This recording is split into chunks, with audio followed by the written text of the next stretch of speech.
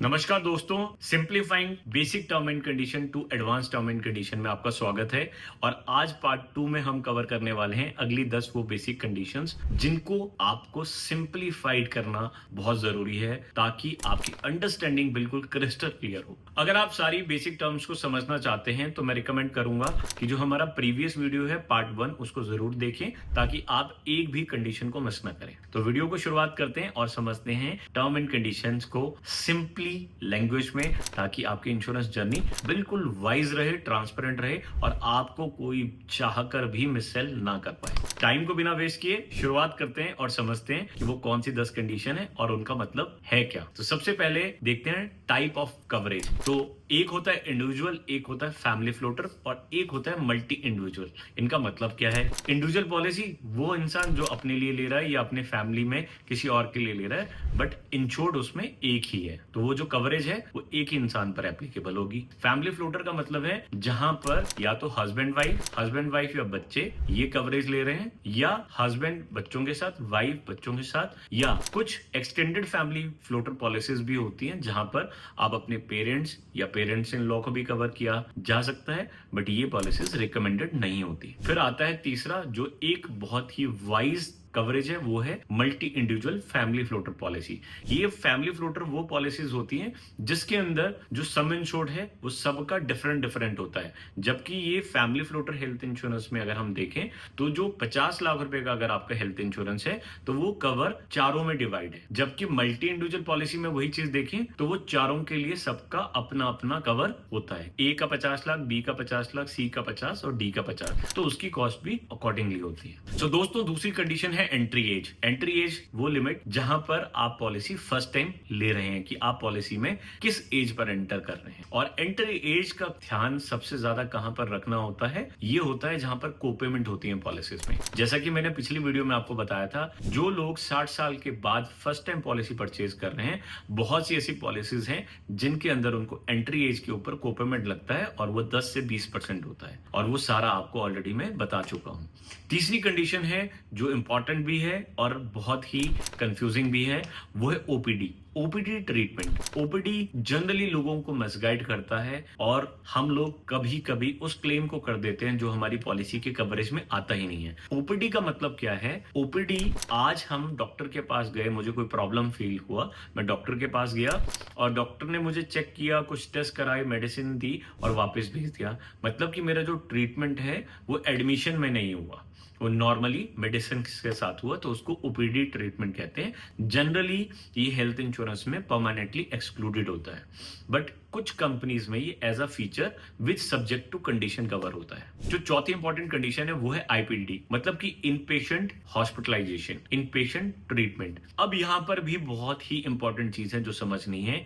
एक होता है जहां पर 24 घंटे की हॉस्पिटलाइजेशन हो रही है, बट क्या वो हॉस्पिटलाइजेशन वाकई ही मेडिकली रिक्वायर्ड थी? अगर वो रिक्वायर्ड थी तो उसको कहते हैं वैलिड हॉस्पिटलाइजेशन, और अगर वो मेडिकली रिक्वायर्ड नहीं थी तो उसको कहते हैं इनवैलिड हॉस्पिटलाइजेशन। ऐसी क्लेम नहीं मिलते, बट अगर आपकी हॉस्पिटलाइजेशन वैलिड है तो आपको तब हेल्थ इंश्योरेंस कंपनी आपके काम आएगी। 24 घंटे की अगर आप कंडीशन करते हैं जस्टिफाई, तो वहां पर क्लेम मिलना आपकी एलिजिबिलिटी में आता है। पांचवी कंडीशन है डे केयर ट्रीटमेंट। अब क्या होता है कि जरूरी नहीं है कि बहुत से ऐसे ट्रीटमेंट है जहां पर हमें 24 घंटे तक एडमिट नहीं रहना पड़ता, जैसे कि स्टोन की सर्जरी हो गया, पाइल्स की सर्जरी हो गया, कैटरेक्ट की सर्जरी होगी। मेडिकल इतना ज्यादा एडवांस होता जा रहा है, इतनी ज्यादा इनोवेशंस हो रही हैं, जिसकी वजह से जहां 3 दिन 4 दिन इन ट्रीटमेंट में लगते थे, आज कुछ घंटों में ही ये ट्रीटमेंट करके डिस्चार्ज भी किया जाता है। ऐसे ट्रीटमेंट जो कि वर्ल्ड हेल्थ ऑर्गेनाइजेशन में अप्रूव्ड हैं, वो सारे ट्रीटमेंट डे केयर प्रोसीजर्स का पार्ट होते हैं। So, जैसे मैं प्रोसीजर वर्ड यूज कर रहा हूं,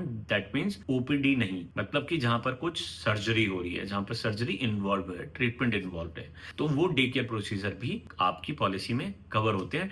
डिपेंड करता है पॉलिसी टू पॉलिसी। कई जगह वो 100 कवर होते हैं, कई जगह 200 कवर होते हैं और कई जगह ऑल डे केयर कवर होते हैं, तो ये चीज आपको ध्यान रखनी है। छठा पॉइंट आता है रिस्टोरेशन बेनिफिट। ये एक ऐसा फीचर जिसका भविष्य मुझे कभी नहीं लगता feature with no future, but समझना बहुत जरूरी है। सिरिस का पार्ट है। तो रिस्टोरेशन का मतलब है एक ऐसा फीचर कंपनी आपको दे रही है कि अगर आपकी पॉलिसी मान लेते हैं 50 लाख रुपए की है और परमात्मा ना करे आपका ट्रीटमेंट उसी साल में 50 लाख रुपए के लिए हो गया, अब आपकी फैमिली में और भी लोग हैं, अगर उनको जरूरत पड़ती है या आपको ही अदर ट्रीटमेंट की जरूरत पड़ती है, ये सेम बीमारी पे फिर जरूरत पड़ती है, तो कंपनी कहती है without any extra cost company आपको फिर से उतना कवर अमाउंट दे देगी। तो अगर आपका कवर 50 लाख है तो 50 लाख फिर रिस्टोर होगा। 1 करोड़ है तो और 1 करोड़ आपको कंपनी रिस्टोर करके देगी विदाउट एनी एडिशनल प्रीमियम। तो आपको कितना वैलिड लगता है ये आपको देखना है। ये वो सपने हैं जो शायद आपको गलत डिसीजन की तरफ ले जा सकते हैं। अगला है एम्बुलेंस कवर। अब एम्बुलेंस दो तरह की होती है, एक रोड साइड एम्बुलेंस, एक एयर एम्बुलेंस। अब जो रोड साइड एम्बुलेंस है उसमें है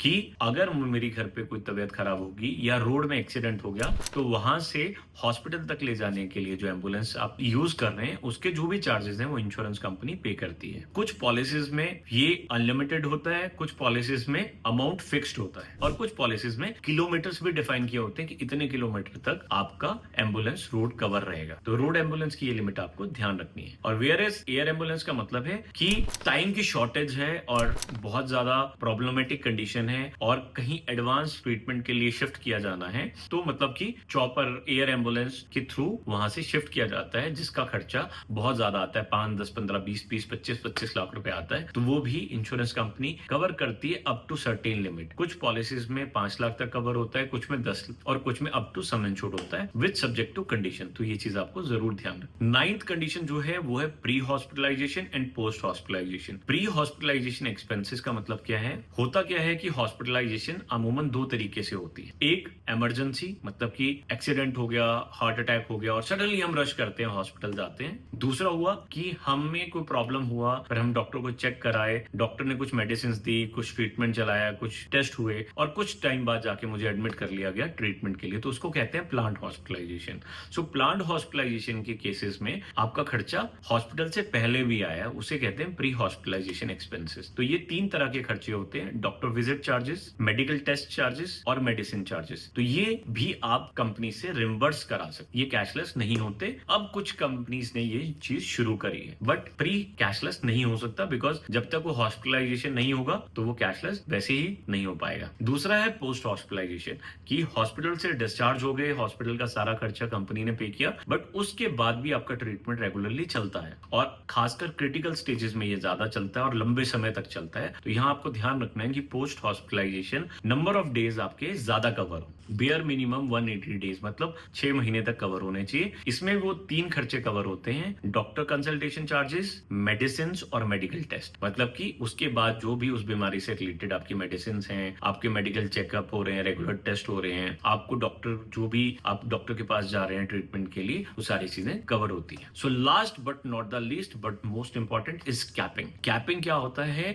कि बहुत सी ऐसी पॉलिसीज हैं जिसमें हम सस्ता प्रीमियम देखकर पॉलिसी ले तो लेते हैं, हमें लगता है बहुत ही शानदार हमने डिसीजन लिया, बट अल्टीमेटली हमें पता ही नहीं होता कि उसके अंदर कैपिंग नाम की एक बीमारी है। कैपिंग का मतलब होता है कि आपकी बीमारियां अप टू सम इंश्योर्ड, जो आपने सम इंश्योर्ड लिया वहां तक कवर नहीं होती। मान के चलते हैं कि आपने पॉलिसी लिया है 50 लाख रुपए का, बट आपकी पॉलिसी में कैपिंग है, डिजीज वाइज कैपिंग होती है। मान के चलते हैं कि आपकी जो हार्ट की सर्जरी है उस पे कैपिंग है कि हम मैक्सिमम 10 लाख रुपए पे करें और वहां पर क्लेम आ गया 25 लाख रुपए, तो कैपिंग की वजह से आपको सिर्फ 10 लाख ही मिलेंगे। तो ये चीज आपको ध्यान रखनी है। अगर आपको वीडियो अच्छा लगा तो लाइक और शेयर करना बिल्कुल भी ना भूलें। चैनल को सब्सक्राइब नहीं किया है और जानना चाहते हो इससे भी ज्यादा फर्दर कंडीशन, एडवांस कंडीशन को ट्रांसपेरेंटली, तो बने रहे चैनल पे। तब तक के लिए stay connected, stay insured and stay healthy.